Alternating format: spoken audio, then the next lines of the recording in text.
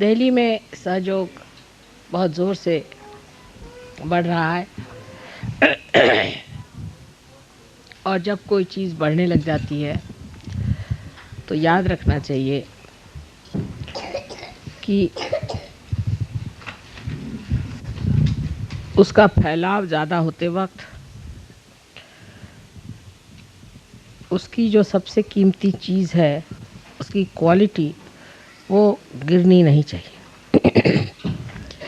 अगर उसकी क्वालिटी गिर जाए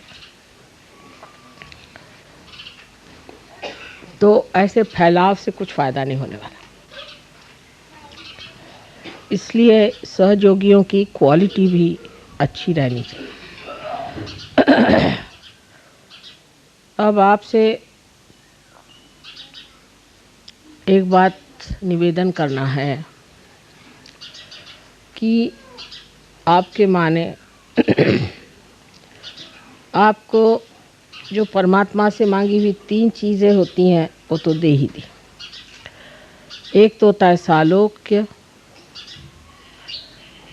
जैसे कि हम देख पाएँ परमात्मा को, सानिध्य कि हम परमात्मा के साथ रहें, कंपेनियनशिप,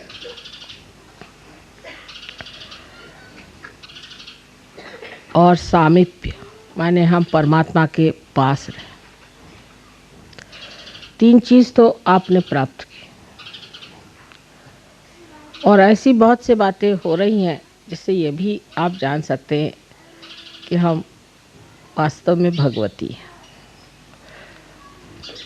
अभी एक फ़ोटो आया हुआ है फ्रांस से, इसमें आप देख सकते हैं कि मेरे हृदय के ऊपर इतना बड़ा प्रकाश समुद्र के किनारे खड़े हुए।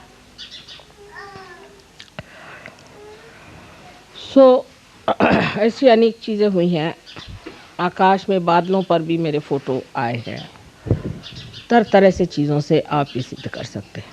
देखिए, एक और उससे बढ़ के चीज़ आपको दी है मैंने, जिसे कहते हैं तादात्म्य, और यही सबसे कठिन चीज़ मेरे लिए भी है और इसी से यह कार्य भी हुआ है। तादात्म्य का मतलब यह है कि आपको मैंने अपने शरीर में ले लिया, आप सब मेरे शरीर में विचरण करते हैं। इसीलिए जैसे ही आप मुझे याद करते हैं वैसे कार्य सिद्ध होता है, सबको फ़ायदा होता है। जैसे ही आप मुझे याद करते हैं सारे मेरे शरीर में खबर पहुंच जाती है कि इसको ज़रूरत है। जैसे कि यहाँ उंगली में कहीं अगर चोट ज़रा सी लगी या यहाँ ज़रा सी सुई भी आप लगा दें उंगली में तो सारा शरीर दौड़ेगा कि हाथ को बचा लें। तो सारे भगवान के जितने भी गण हैं, देवदूत हैं, सब आपके लिए दौड़ते हैं कि आपकी रक्षा हो जाए, आपको सुख मिले, आपने जो माना है, मांगा है, वो सब पूरा हो जाए। लेकिन जब आप में कोई दोष हो जाता है तो वो दोष मुझे झेलना पड़ता है। पहले मेरी कभी भी तबीयत ख़राब नहीं होती थी, लेकिन आजकल कुछ ज़रा ख़राब होने लग गई है, क्योंकि सहयोग फैल रहा है और जब फैलता है तो अपने साथ कुछ कचरा भी इकट्ठा कर लेता है। जैसे कल काफ़ी तबीयत ख़राब गई, इसलिए मैंने धर्म पे इतनी लंबी चौड़ी वार्ता की। इसका मतलब कि सहज धर्म जो है उसको अभी तक हमने समझा नहीं। सहज धर्म में हम आए नहीं। अब सहज धर्म क्या है कि हमारे पास एक विशेष वस्तु है, वो है चैतन्य को जानना। हम चैतन्य को जान सकते हैं, हम पहचान सकते हैं कि चैतन्य क्या है और क्या कह रहा है। लेकिन अधिकतर लोग जब कोई सा भी काम करते हैं, माने सहयोगियों से मेरा मतलब है, तो वो इस चैतन्य को, इन वाइब्रेशंस को नहीं जानते, उसको पहचानते नहीं, उनसे पूछते नहीं, उसका अवलंबन नहीं करते, माने उस पर डिपेंड नहीं करते। वो अपनी जो पुराने तरीके हैं उसी तरीके से देख के चलते हैं और इसीलिए उनका जो बर्ताव है असहज हो जाता है।